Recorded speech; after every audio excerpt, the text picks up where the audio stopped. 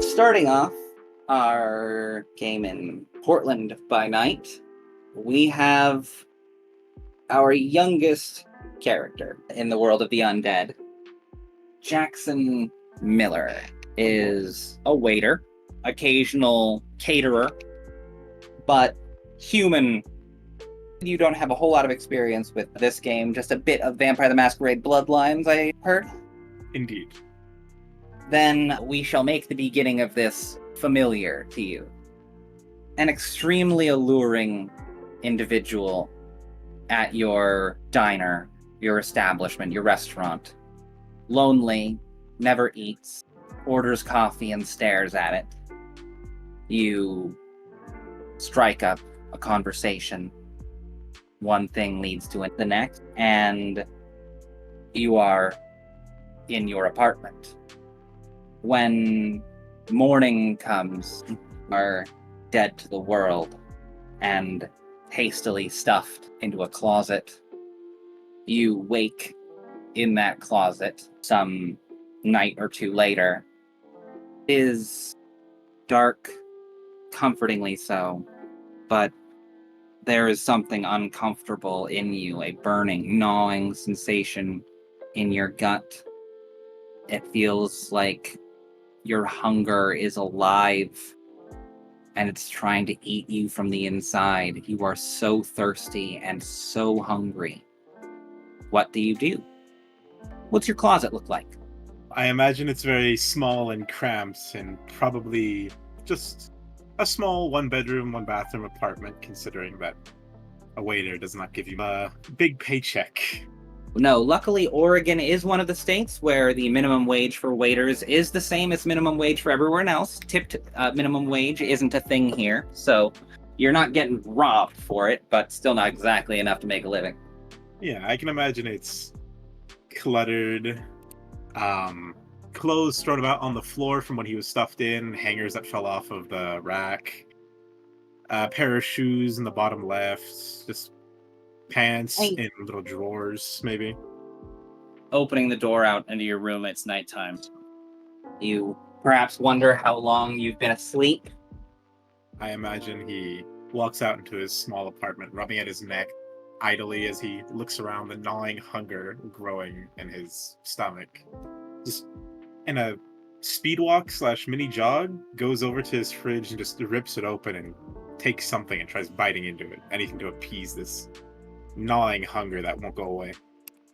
You took the merit eat food, correct? I do have eat food, yes. You, of course, don't get any nourishment from it, and it tastes like ash and cardboard, but you can get it down. It does not help. It feels like there's something wrong with your taste buds. Nothing seems to be sating it. If you continue to gorge yourself, you will vomit. The red in the vomit is disconcerting at best.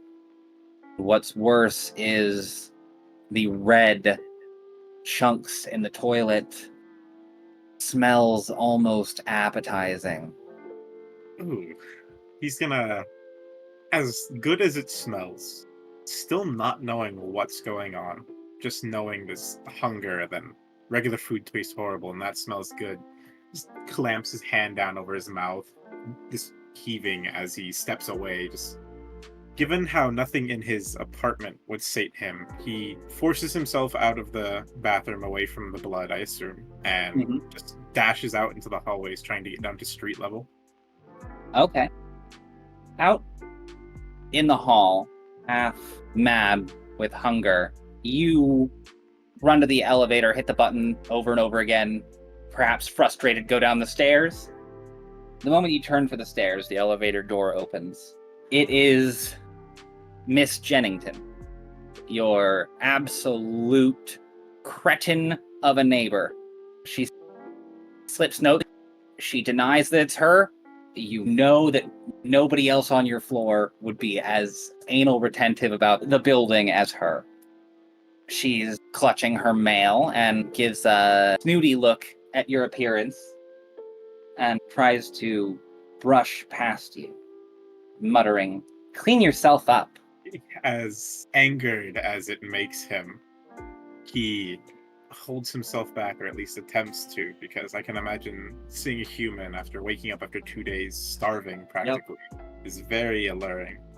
He's basically just pulling himself away with all of his willpower, I imagine. Yes. Oh, well, it Well- was as tragic as it was predictable what happened to Miss Jennington. You black out as a growling sound builds in front of the elevator, filling your world. And the last thing that you remember is realizing that the growling is coming from you. The next thing you remember, you are licking the walls of the elevator. The blood splatters around the shriveled up corpse of Miss Jennington are slowly being cleaned by yourself. As soon as you realize what you're doing, the elevator begins to move. Okay, how many floors are in my building? 5 or 6, probably on, we'll call it 3rd floor. Alright. Is it going up or down? It is going up. Alright. So I'm assuming we've already left the 3rd floor? Yes. I am going to, in a slight bit of a panic, realizing what he just did, and not wanting to get caught, probably coated in blood and with a dead body in the elevator. Yep. So he's going to press the 4th floor, so we'll stop there. And he's just praying that whoever called the elevator was on the 5th. Yep. There's a little bit of a fight over control of the elevator as it jerks up, and you hit the button to stop it. It stops for a bit. It has bought you some time to think, if nothing else. If we hit the emergency stop button, it's going to stop it where it is and the doors won't open, will they? That's right, and it will also automatically call the police. True. Since it stopped at the 4th floor, would you say between the person getting impatient and me having stopped at the 4th floor, there was enough time for the doors to open? And at a certain point when an elevator's just not coming up, you give up and use the stairs, wouldn't you? This is true. It's gonna keep hitting the button over and over until they give up. I'm gonna roll a couple of dice here, see how stubborn your neighbor is. I love this interaction. Not the most stubborn. It takes longer than you would hope, but not as long as you were afraid it would. You get up to the 4th floor. What do you do from there? If I could use my Auspex premonition, just almost on an instinct, I would say, to see what would probably be the safest way to get out of this scenario. The 100 ways this could go all start flashing through your mind. All the stuff that you've seen on Cops and on America's Most Wanted and all those TV shows that are real popular around that time. And none of it's good. Running all of those scenes through your mind. Another one occurs to you, almost unbidden. The back fire escape. If you run out the back, you will be caught, but you won't go to prison. What can I do? What can I do? Everything else leads to prison. Instinctually, just book it. You know you'll be caught, but your prophecy doesn't yet have a hard medium, so it's very vague. All right. The second the doors to the elevator open, then I assume I have at least a small head start on the person upstairs. Yep. I am going to absolutely bolt down the stairs back to the 3rd floor. Into my room, I'm going to close the door as quickly as I can, change out of my bloodied clothing into something that's not covered in blood, just anything. Out the window into the fire escape and gone.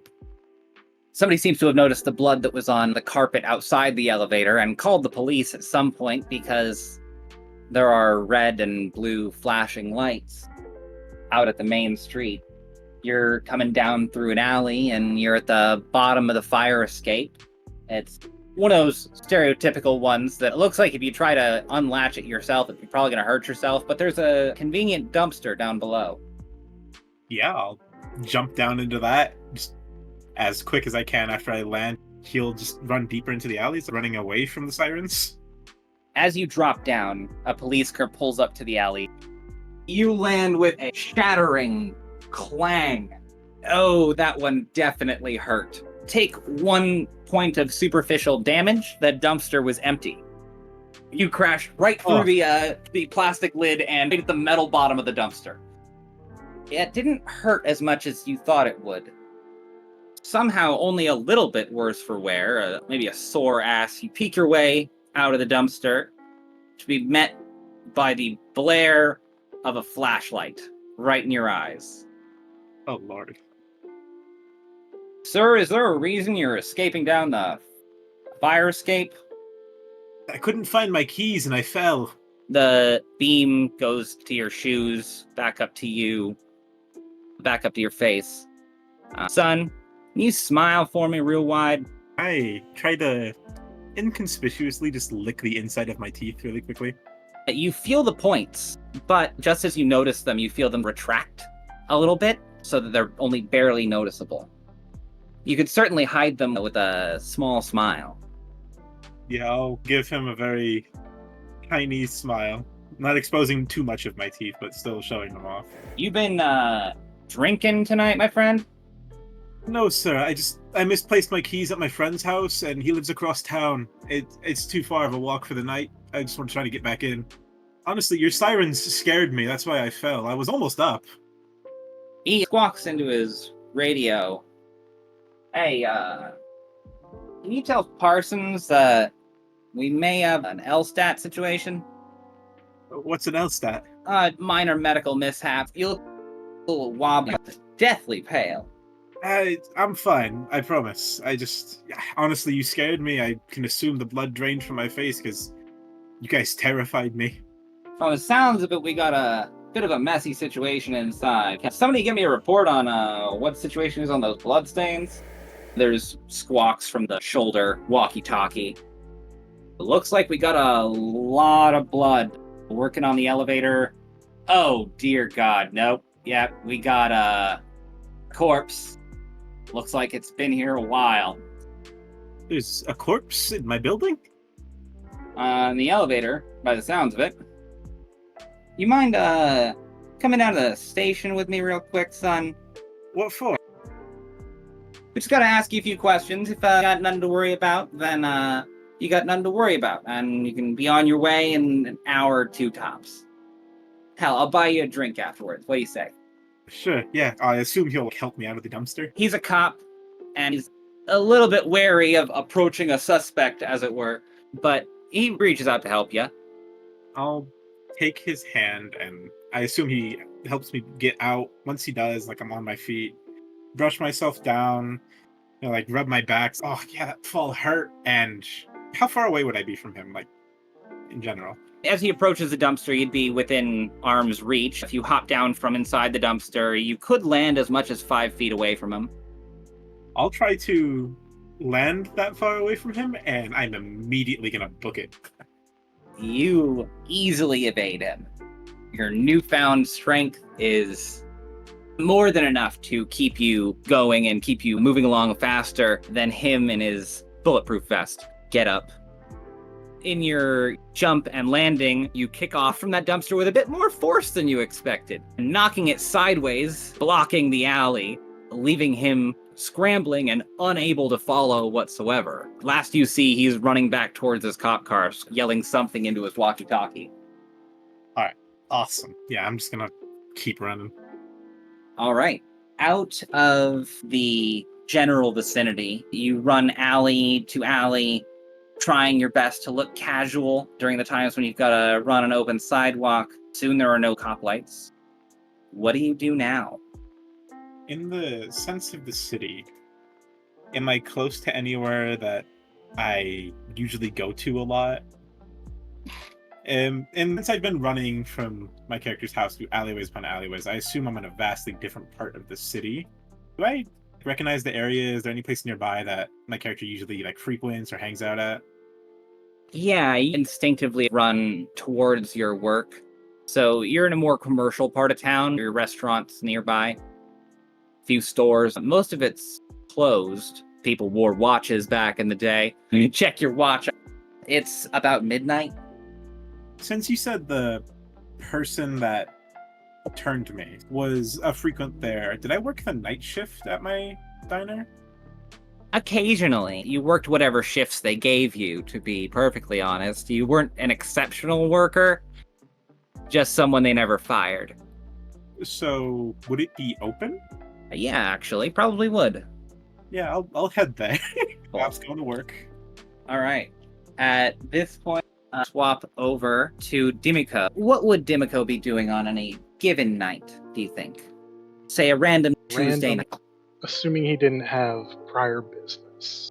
Usually he would wake up, check in with his, shall we call them, patron. I think he would check with Isabella, and then if she's unavailable, he would go out for a hunt.